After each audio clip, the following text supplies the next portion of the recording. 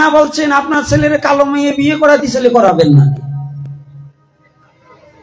কয়েকজন কয় না না সব ঠিক, এই মিথ্যা কথা। কালো ছেলের কাছে মাইয়ে বিয়ে দেবার চায় না, আজকাল মাইয়ের চেয়ে মাইয়ের মা বেশি পাক না। ছেলে যতই সচ্চরিত্র বানক, কালো হইলি করে দিবার চায় না। আর ওই গাঁজাখোর যত গাঁজাখোর চরিত্রহীনা, যদি পাছার নিচে একখান ওই কি বলে তোরা বলস না, মরণ সাইকেল ওই থাকলে পরে ছেলে গাঁজা করলে কোনো অসুবিধা নাই। মায়েরা মাঝে মাঝে রসিকতাও করতে হয়, কারণ কি জানেন? 3 প্রকারের রতি। কৃষ্ণতে কি রতি? মধুর রতি, গুরুতে নিষ্ঠা রতি, আর বৈষ্ণবে আনন্দ রতি। কয় প্রকারের রতি? 3 প্রকার। তাহলে 3টা কি? বৈষ্ণবে কি? আনন্দ রতি, কৃষ্ণতে মধুর রতি, আর গুরুতে নিষ্ঠা রতি। তাহলে এই জন্য আনন্দেরও প্রয়োজন আছে কিনা? এই কুশো বড়ইয়ের মতো, মানে টক বড়ই গালে দিলে যেমন মুখ ভাঙিয়ে ছুড়ে নেয়, আমাদের মধ্যেও কিছু কিছু লোক আছে আনন্দ ভক্তি বোঝে না। ভগবানের রস কয় প্রকার? হ্যাঁ, কত প্রকার রস? না, আমার রতন বাবার কাছ থেকে এটা আশা করি না। ওটা হইলো যারা ওই যে চৈত্য ঘোষার মৈত্রী শিষ্য, তারা ওইগুলো বলবে 5 প্রকারের রস। ভগবানের 12 প্রকারের রস, বিভৎস, ভয়ানক, করুণ, এগুলো যাবে কোথায়? বীর রস, এগুলো যাবে কোথায়? রস কত প্রকার? 12, মানে 12 প্রকার রস। যারা সাধারণ ভক্ত তারা জানে পঞ্চরসের রসিক, যারা সবকিছু জানে তারা না, পঞ্চরস নয়, রস হচ্ছে 12 প্রকার।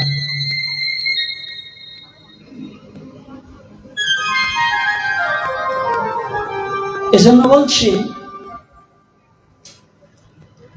কোন কোন জায়গায় বলছেন রস 9 প্রকার। নবরসের গৌর আমার। এখন নব মানে 9, নব মানে নূতন।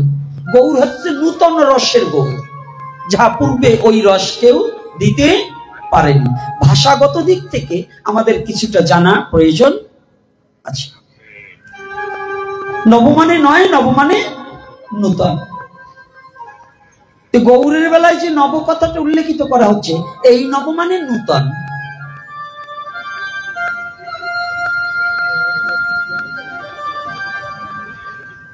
আর এখানে শাস্ত্রে প্রমাণ করলেন ভগবানের 12 প্রকার রস, তার মধ্যে বীর রস।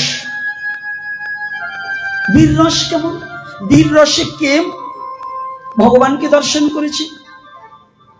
এখন আপনারা মুখস্থ বিদ্যায় বলে ফেলবেন কয়েকজন দর্শন করেছে। কে কে? চানুর, মুষ্টি, অঘাসুর, ভগাসুর, পুতুনা, কংস, দাপর যুগে রাবণ, কুম্ভকর্ণ, এরাই বুঝি না? হিরণ্যকশ্যপ সত্য যুগে অন্যরা না, আরো কারো ব্যক্তি আছে। কারা কারা? একটু ছোট্ট কথার মধ্যে দিয়ে একটু রসটাকে আস্বাদন করি, তারপরে আবার অন্য কথার ভিতরে প্রবেশ করি। ভগবানের বীর রসে কত বড় মাহাত্ম্যটা একটু বুঝার চেষ্টা করতে হবে। কুরুক্ষেত্রের রণাঙ্গনে ভগবান কি কোনো পক্ষ নিয়েছেন? এই গীতা তো অধ্যয়ন করে, মহাভারত অধ্যয়ন করে, এখানে অনেক লোক আছে আমি জানি। ভগবান কি কারো পক্ষে ছিল কুরুক্ষেত্রে?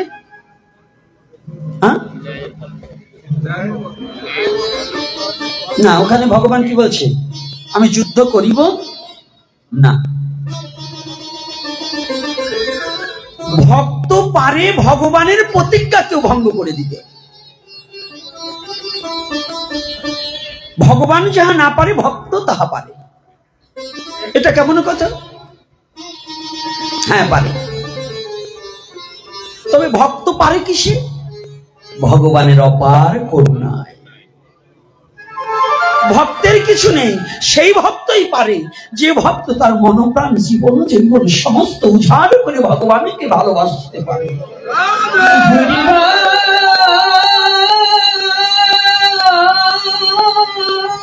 আমার মতো অহংকারী ভক্ত নয়, আমার মতো দাম্ভিক ভক্ত নয়, আমার মতো দুরাচারী ভক্তের দ্বারা নয়।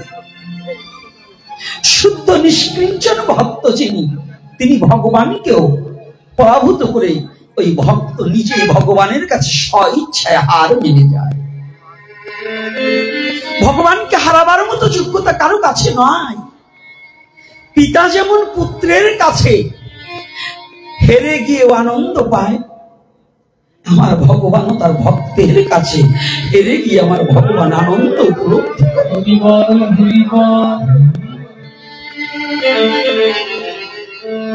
ও বাবা,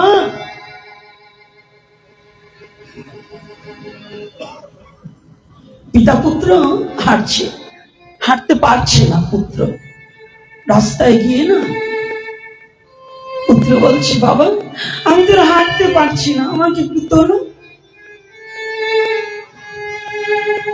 পিতা পুত্রকে সযত্নে কাঁধে তুলেছে,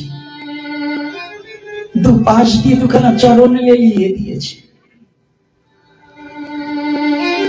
পিতার চরণ দুখানা ধরে হাঁটছে। পুত্র অট্টহাস দিয়ে বলছে, বাবা বলো তো কে বড়? পিতা জিজ্ঞাসা করছে বাবার কাছে, পুত্রের কাছে। পিতা পুত্রের কাছে জিজ্ঞাসা করছে, বাবা বলো তো, তুমি বলো না আমি বড়?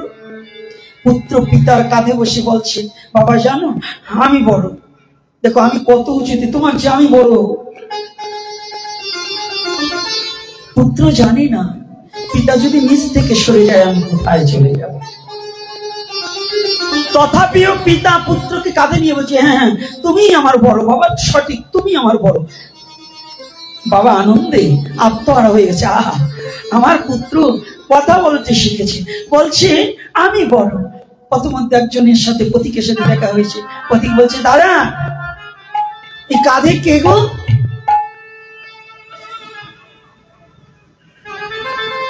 পিতা বলছি, কেন জানো না? এ আমার বড় ছেলে। আসলে কি পিতার বড়? কথার কথা পিতার বড়। পিতা বলছে আমার বড় ছেলে। পিতা পুত্রকে কোথায় রেখেছে? তদ্রূপ ভগবান নিজে পরাভূত হয়ে গিয়ে তার ভক্তের প্রাধান্যতা বেশি দেওয়ার নিমিত্তে বিশ্ব চরাচর ঘুরে বেড়ায়।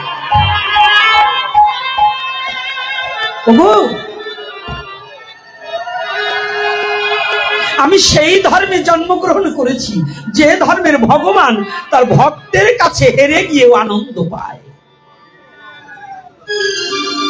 বলুন তো এর চেয়ে বিশ্ব জগতে আমার আর কি পাওনা হতে পারে? এর চেয়ে বিশ্ব জগতে আপনার আর বিশ্ব জগতে কি পাবার হতে পারে?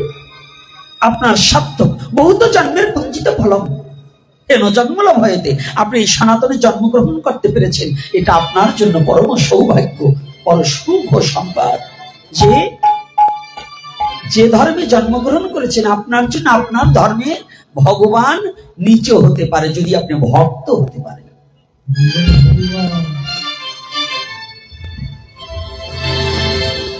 আজকে কুরুক্ষেত্রের রণাঙ্গনে ভগবান প্রতিজ্ঞাবদ্ধ হলেন, আমি নিরস্ত্র থাকবো, আমি কোনো অস্ত্র ধরবো না, আমি প্রতিজ্ঞাবদ্ধ হয়ে বলছি তোমাদের কাছে। দুর্যোধনকে বললেন, আমি প্রতিজ্ঞাবদ্ধ করছি, আমি যদিও অর্জুনের রথের সারথি আমি বটে, কিন্তু আমি অস্ত্র ধরবো না। অভিমানী অহংকারী ব্যক্তিরা তো ভগবানকে চিনতে পারে না, কিন্তু যদিও কখনো কখনো সৎ ব্যক্তিও অসতের দলে থেকে যায়, কেন জানেন? এই জন্ম মৃত্যু আবর্তন চক্রে সেই প্রারব্ধ কর্মফল ভোগ করিবার নিমিত্তে যন্ত্রণাটুকু পাওয়ার জন্য, এবং ওটা যদি না পায় ভগবানের লীলা সুসম্পন্ন হয় না।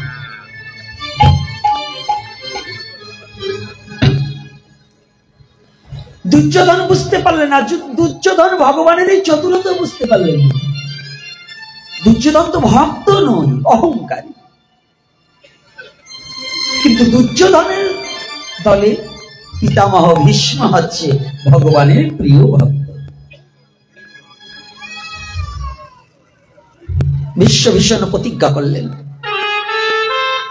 আমার নাম এক প্রতিজ্ঞা করায় আমার নাম ভীষ্ম হয়েছে, আর এই কুরুক্ষেত্রের রণাঙ্গনে আর একটা প্রতিজ্ঞা করছি। মনে মনে বলছে, আর দূর হতে কৃষ্ণকে দেখে প্রণাম করে ভূমিতে দণ্ডবোধ করে বলছে, কৃষ্ণ, জগতে কেউ না জানুক আমি জানি তুমি কে।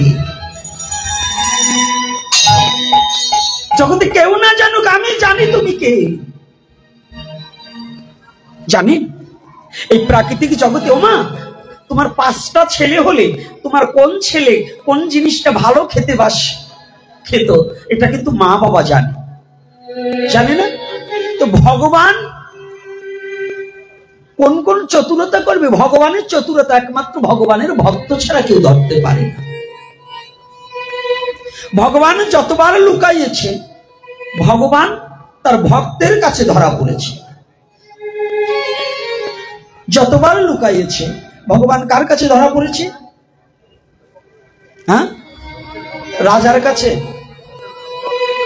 ব্যবসায়িকদের কাছে, হ্যাঁ, ভক্তের কাছে, তাই না? ভগবান বলেন তো কিভাবে ধরা খেয়েছে? ভগবান সব লুকাতে পারে, কিন্তু ভগবানের চরণ দুখানা কখনো ভক্তের কাছে লুকাতে পারে না। ভগবানের দেহটা লুকাতে পারে, ভগবানের রং লুকাতে পারে, ভগবানের দেহের কালার লুকাতে পারে, কিন্তু ভগবানের চরণ দুখানা তার ভক্তের কাছে কখনো লুকাতে পারে না। যখন না পায়,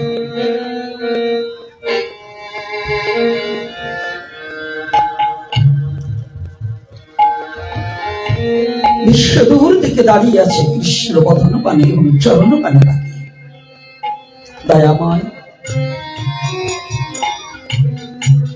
এই জগতে কেউ না জানুক আমি জানি তুমি কি। আমি জানি তুমি কৃষ্ণ,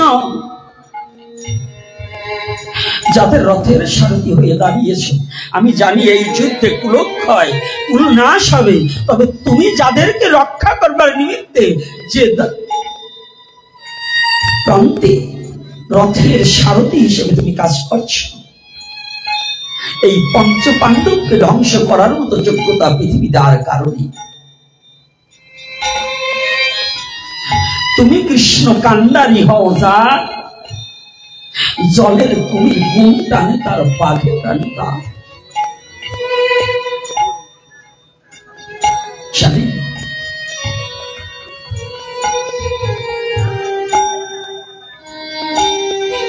এই দেহ নৌকার ভাগটা যদি কেউ আমার ভগবানের চরণে দিতে পারে, এই 3.5 হাত নৌকা খানির ভার যদি কেউ আমার গোবিন্দের চরণে অর্পণ করে দিতে পারে, এই পৃথিবীতে যতই ঝড় তুফান আসুক না কেন, এই নদীর মাঝে পড়লেও তার নৌকা খানি ভগবান নিজেই বইটাবে, উদ্ধার করে দেবে।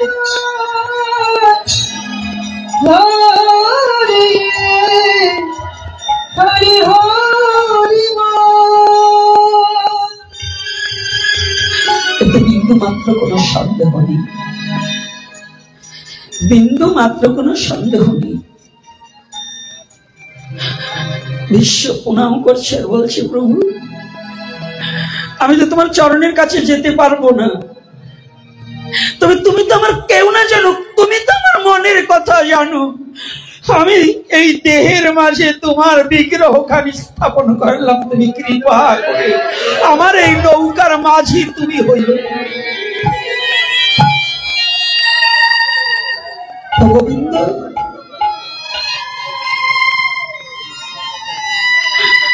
আচ্ছা, আমার জীবনের কথাটা কি জানো? গৌর হরি, তুমি একটা কথা নিয়ে আজকে বলছি, কৃষ্ণ অর্জুনের কাষ্টের রথের সারথি তুমি, আমি তোমাকে কাষ্টের রথের সারথি করব না। বিশ্বের কথাটা বোঝার চেষ্টা করতে হবে।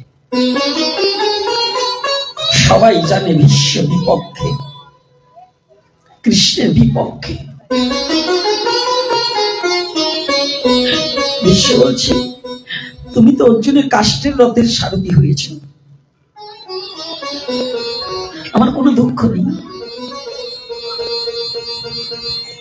আমার কোনো দুঃখ নেই, কিন্তু প্রভু, হে গোবিন্দ, আমি কাষ্ঠের রথের সারথি করবো না তোমাকে। তোমার চরণে এই নিবেদন। আমি জানি এই কুলক্ষয় যুদ্ধ, আমি জানি এই যুদ্ধে পরাজিত হবে, এই যুদ্ধে বিনাশ হবে।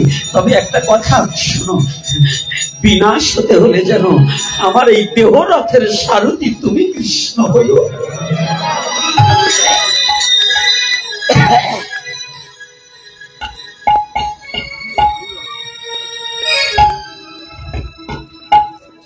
কারণ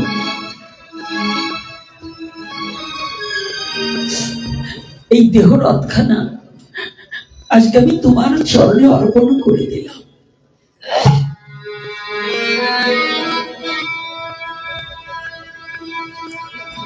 তুমি করুণা করে এই দেহ রথখানা সারথি রূপে আমার এই দেহ রথখানা পরিচালনা করি।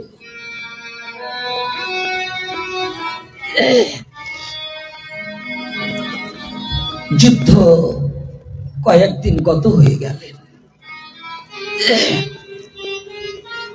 কৌরবদের পক্ষে অনেক সৈন্য হতাহত হয়ে গেল, পাণ্ডবদের পক্ষে হয়ে গেলেন। হঠাৎ করে বিশ্বের হৃদয় মাঝে জাগ্রত হলে, আমি জানি আমার চোখের সামনে আর আমি এই হতাহত দেখতে চাই না। তাহলে আমার নৌকার, আমার এই দেহ রথের কাণ্ডারি তোমাকে করতে হলে আমি জানি সহসা আমি পারবো না। তাহলে তুমি যাকে ভালোবাসো, আমি যদি তাকে আঘাত করি, আমি জানি যে তুমি নিশ্চয়ই তাকে রক্ষা করতে। আর কি জানো, তুমি ছুটে আসবে বটে, আস তুমি তোমার ভক্তকে ভালোবাসো না তোমার ভগবানত্বকে ভালোবাসো, এটা আমি দেখবো। তোমার প্রভুত্বকে ভালোবাসো, বাবা তোমার অট্টালিকা ভালোবাসো না তোমার সন্তানকে ভালোবাসো। যে প্রকৃত পিতা, প্রকৃত মাতা, সে তার সমস্ত কিছু বিসর্জন দিতে পারে, তবু তার বুকের মানিককে বিসর্জন দিতে পারে না। ভগবান পৃথিবীর সব পরিত্যাগ করতে পারে, কিন্তু ভগবান তার ভক্তকে কোনোদিন ত্যাগ করতে পারে না। ভগবান সব ত্যাগ করতে পারে, কিন্তু তার ভক্তকে কোনোদিন ত্যাগ করতে পারে না।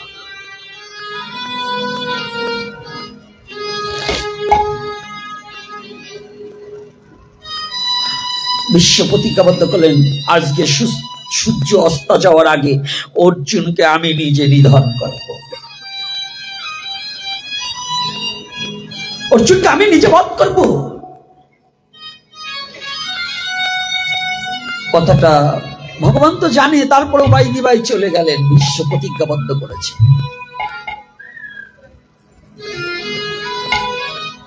ভগবান চিন্তিত হয়ে গেলেন, কেউ না চিনো বিশ্বকে, আমি চিনি বিশ্বকে। আজকে অর্জুনকে রক্ষা করা বড় কষ্ট।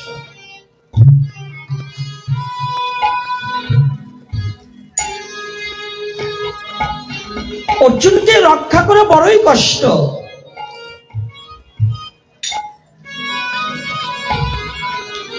ভগবান চিন্তিত হয়ে গেছে, অর্জুনকে বুঝতে দিচ্ছি।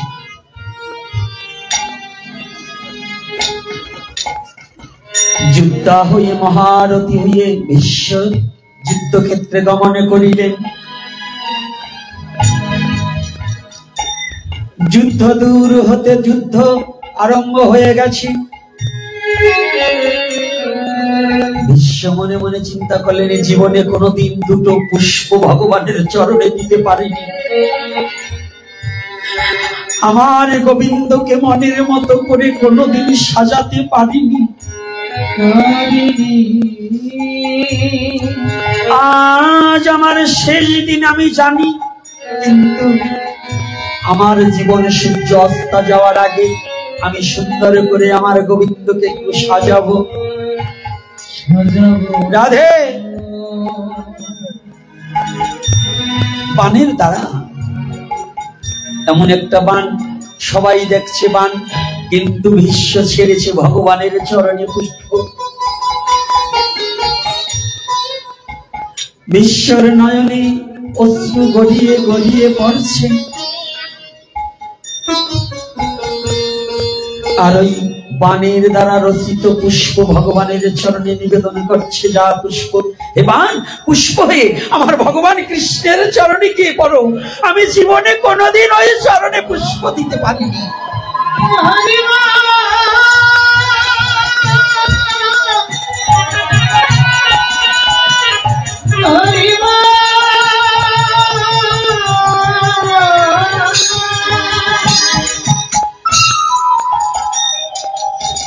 আমি জীবনে কোনোদিন পারিনি। এইবার একটা মালা রচনা করে আমার গোবিন্দের গলায় দিচ্ছে। রাধে ভজনটা কেমন জানেন? সনাতন ধর্মের ভজনগুলো কি জানেন? বলবো, একটু কষ্ট হবে না তো? ওই বৃন্দাবনে গেলে আমাদের আবার একটু র্যাঙ্ক বাইরে যায়। এখন বর্তমান বৃন্দাবনেতে গুল্লা দিয়ে আসলে সে বড় বৈষ্ণব সাইজে যায়, আবার সুদের টাকা গুনা ছাড়ে নাই। এরকম আছে কিনা? হ্যাঁ বাবা, বাংলাদেশের তীর্থ বলে আমি 4বার, আমার ছেলে একজন ইটালি, একজন কুয়েতে থাকে, আমার ছেলে আমার 5বার বৃন্দাবন দর্শন করেছে, আমি 5বার গেছি।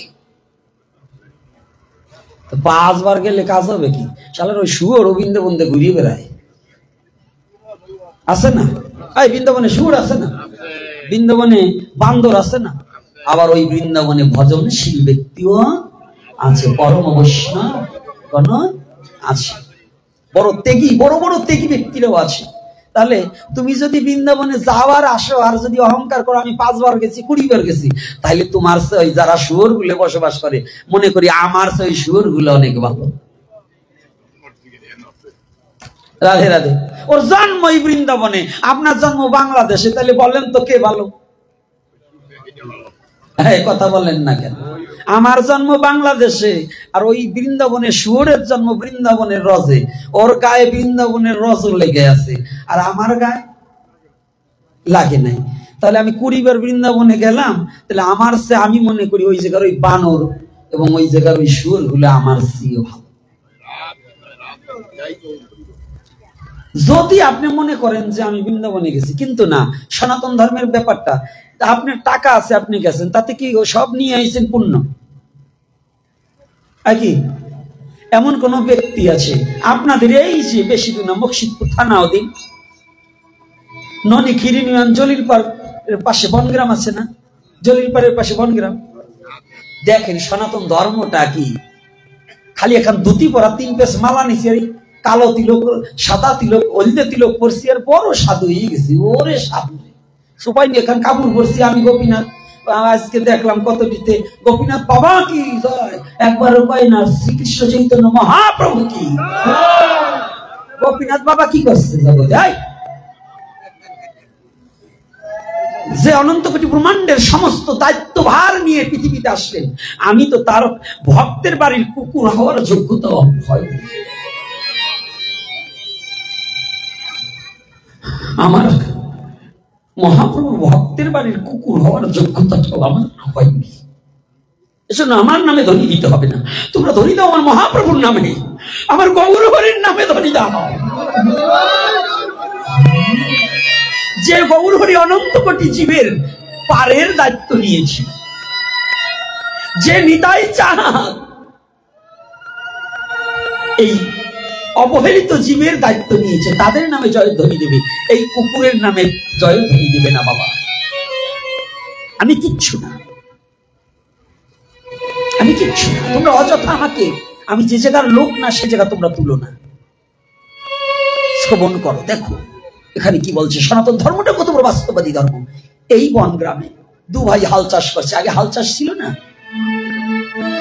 নাঙ্গল ধরে, নাঙ্গলে গুটি ধরে হাল চাষ করছে। তাই 2খানা হাল নিলে পরে আগের জন যেদিকে যায় পিছের জন তো সেদিকে যাবে। তো বড় ভাই আগে যাচ্ছে, পিছে ছোট ভাই। তো ছোট ভাই সাত্বিকাহারী, নিরামিষ ভুজি, মানে প্রসাদ ভুজি এবং খুব সাধু ক্লাসে। কিন্তু বড় ভাই একটু ভক্ত ভালো, কিন্তু আবার একটু বেয়ারা, গেটির রক একটু বেকা, বুঝেন না? ভক্ত ভালো ভক্ত খারাপ বলা যাবে না, কিন্তু একটু বেয়ারা আছে। ছোট ভাই কাজ করতে চায় না বেশি, একটা ওই সাধু সঙ্গ করতে চায়। আগে তো 5 ভাই 7 ভাই একসাথে খাইতে, তাই না? একসাথে খেত না। আর এখন কিন্তু স্বামী স্ত্রী ভিন্ন খায়। ছেলে মেয়ে তো দূরের কথা, বাবা মা দূরের কথা, স্বামী স্ত্রী ভিন্ন খায়। খায় না? এরকম আছে না? ও মা, কেউ চোখ বুঝো না, ভালো করে শুনো কথাটা। তো তৎকালীন সময় ভাই ভাই তো একসাথে খেত। আমি দেখছি কাকা তো জ্যাঠা তো পুরো তো ভাইও একসাথে 22 জন 30 জন লোক একসাথে খাইতো। কি এরকম ফ্যামিলি ছিল না বাবা? আর এখন স্বামী স্ত্রীও ফাইট থাকে এক সাইড, নাকি এরকম ব্যবহার আছে। যাক, আপনাকে দেশের লোক ভালো, কিন্তু ওই যারা করে তাকে বলছে। এখন ওই 2 ভাই একসাথে হাল চাষ করতে গেছে। তো আগের দিনে তো আজান দিলে, আজানের না কুরুলে ডাক দিত। ওটিকে চিল কিংবা কুরুলে পাখি বলতো, তাই না? বাস পাখি, বা বাবা। তো বাস পাখির ডাক শুনে আগে ঘুম ভাঙতো না। আমি যে গ্রামে জন্মগ্রহণ করছি, আমার তো শুক্র 8 দিন আমি মাইকে আজান শুনি নেই ছোটবেলায়। কারণ অত ছিল না, টিবল ছিল সারা গ্রামে একটা। তো তৎকালীন সময় ওই বাস পাখির ডাক শুনে নাঙল নিয়ে যেত। তো ওই ভোর রাত্রে গিয়েছে। কিন্তু ভাইয়ের আবার ওই সাধু সঙ্গ করার কথা। তো ছোট ভাই, ওই বড় ভাই আগে আগে যাচ্ছে। ছোট ভাই করছে কি, নাঙল ঠিকই চাষ করছে, হাল চাষ করছে বটে, গুটি ধরাও আছে, কিন্তু তার এই মনটা চলে গেছে শ্রীধাম বৃন্দাবনে। তো বৃন্দাবনে এমন লীলা দর্শন করছে, স্মরণে লীলা দর্শন করছে। লীলা দর্শন করতে করতে উনি নিজে লীলা দর্শন করছে। এই যে সখী অনুগত মঞ্জুরি নামা প্রাপ্ত হওয়া ভজনের কথা বলছি। মন্ত্র নিলেই হবে না, তাজা মোটা গুরু দেখে মন্ত্র নিলেও হবে না। আপনার আগে পরম্পরা এবং মঞ্জুরি নামা আছে কিনা এগুলো একটু জানিয়ে বুঝে নিতে হবে। আজকাল তো ছেলে পরম্পরা গুরু, আমি ছাগল পরম্পরাই বলি। ছাগলের বাচ্চা যেমন ছাগল হয়, গুরুর বাচ্চাও গুরু হয়। তাহলে ওটা ছাগলের আর গুরুর মধ্যে কোনো পার্থক্য নাই, কিন্তু গুরুর সংখ্যা এটা নয়। একজন ডাক্তার হতে হলে যেমন আবার প্রশিক্ষণ দিতে হয়, গুরু হতে হলে আর একজন গুরুর সেবা করে তারপরে গুরু হতে হয়। কিন্তু আমাদের মধ্যে তো গুরুর ছেলেই গুরু। কি এরকম হয় কিনা বলুন? কথা বলেন না কেন? একটু লোকে আপ কম উঁচু করে, কি ভয় পান না? ওই দলেই সব। আরে কথা যা বলবো বলিয়ে যাই, যেটা আপনার লাগে বুঝলেন। এই যে এই উনি পরম্পরা অনুপাতে মঞ্জুরি নামার ভজন প্রাপ্তি হয়ে উনি নিজেই সখীদের মধ্যে নিজেই সখী বেশ ধারণ করে ধ্যান নেত্রে দেহটা পড়ে আছে বনগায়। ওই যে বর্ডার বনগা না, এই যে বনগ্রাম, জলির পর বনগ্রাম। ছোট ভাই দেহটা ওখানে, কিন্তু পরমাত্মাটা চলে গেছে গোবিন্দ সেবায়। তো গোবিন্দ সেবায় যখন গিয়েছে না, তো উনি সখীদের সাথে দধির পাশরা মস্তকে করে আমার গোবিন্দ সেবার নিমিত্তে রওনা দিয়েছে।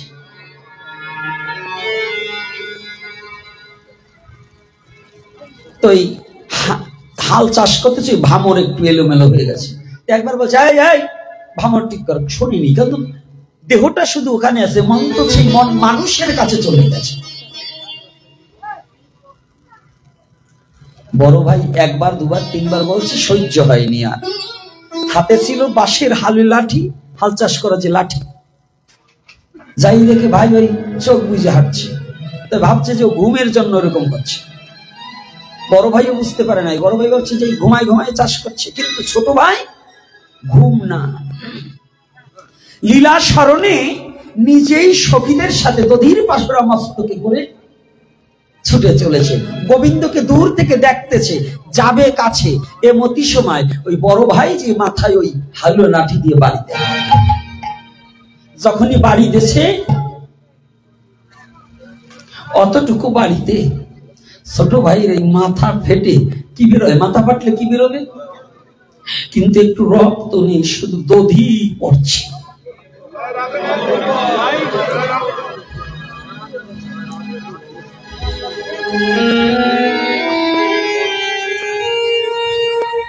মস্তক ফেটে গেছে, ভাই গায়ে ধুয়ে পড়ে গেছে।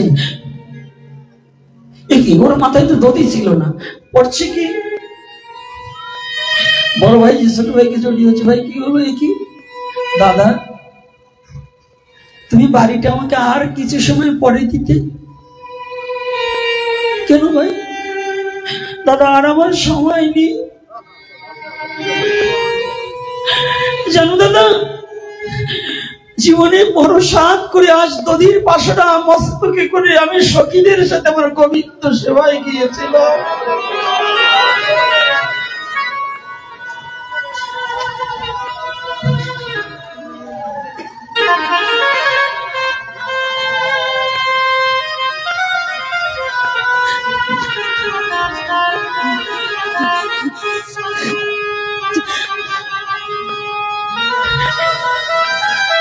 দাদা, দূরতে আমার গোবিন্দকে রাধারানীকে আমি দর্শন করলাম, কিন্তু আমি দধি সেবা করাতে পারলাম না।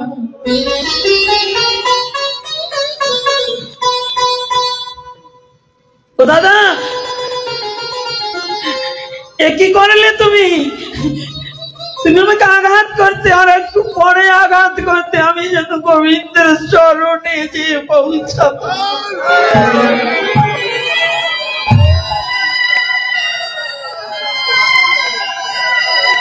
তুমি আমাকে আর একটু আগে আঘাত করতে, আমি গোবিন্দের চরণে পৌঁছাতে পারতাম, কিন্তু তুমি এমন সময় আমাকে আঘাত করলে।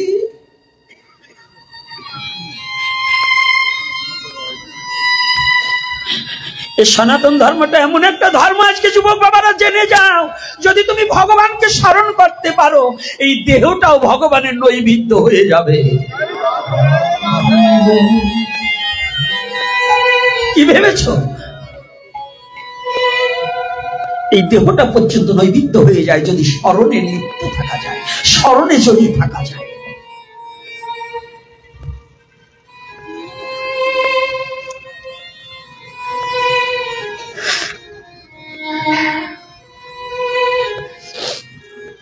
বড় ভাই জড়িয়ে ধরছে, ভাই দাদা আর সময় নেই।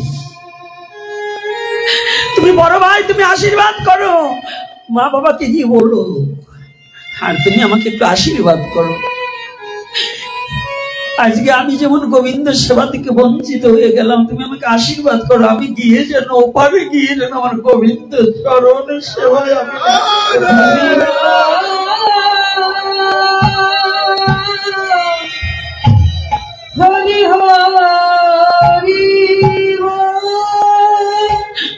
দাদা,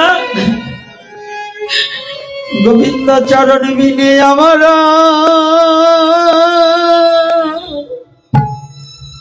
কিছু নাই।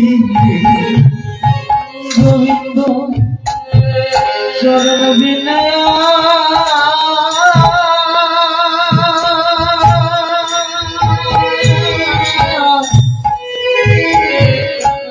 কিছু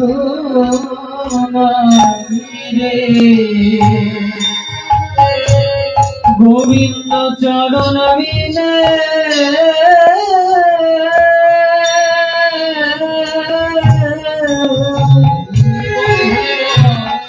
আর কিছু নাই রে। ওরে একবার তুমি আমায় ওরে আশীর্বাদ করো,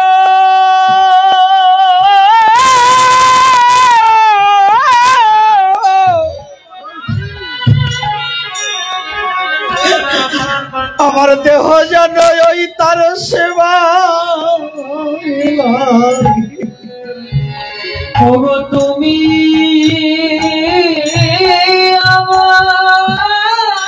জয় নিতাই গৌর হরিব।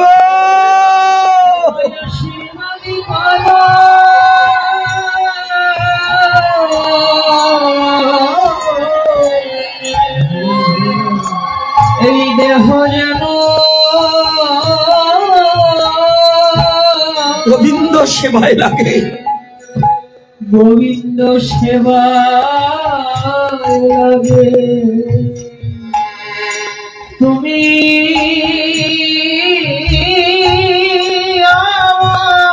হা হা গৌর হে আশীর্বাদ করো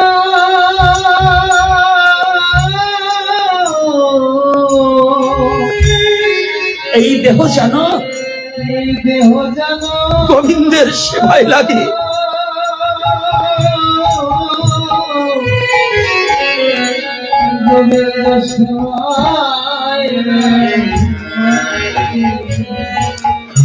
দাদা আমার চিত্তে আর কোনো ওরে বাসনা নাই রে,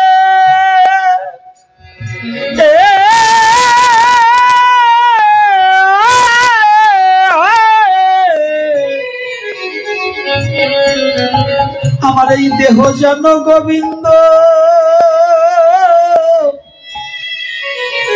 ওরে সেবায় লাগে। চিত্তে কোনো বাসনা নাই, বাসনা নাই রে,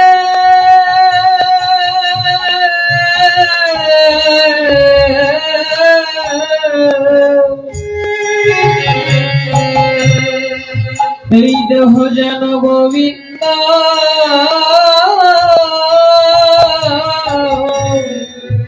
সেবা লাগে।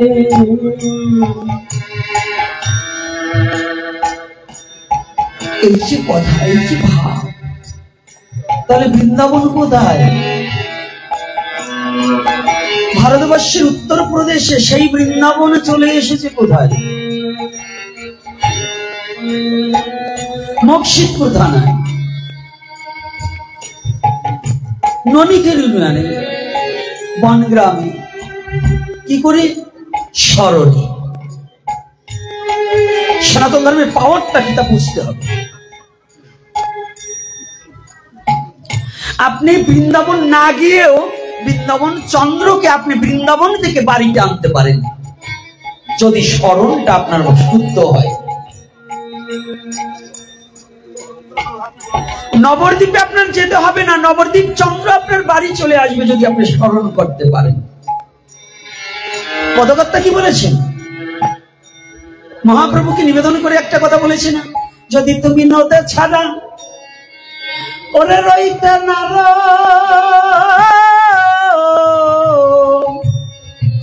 এ দেহ দিয়া করো। নদে ছাড়া যদি, নদে ছাড়া যদি রইতে না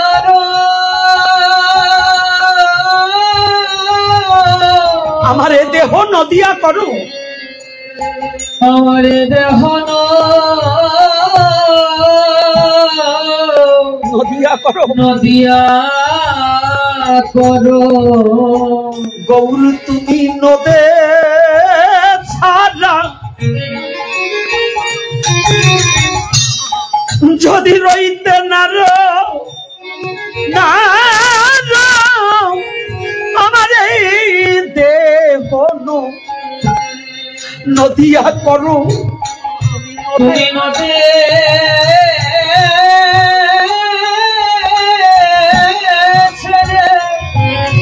যদি রইতে না হা গৌর হে, জয় গৌর হরি। হা গৌর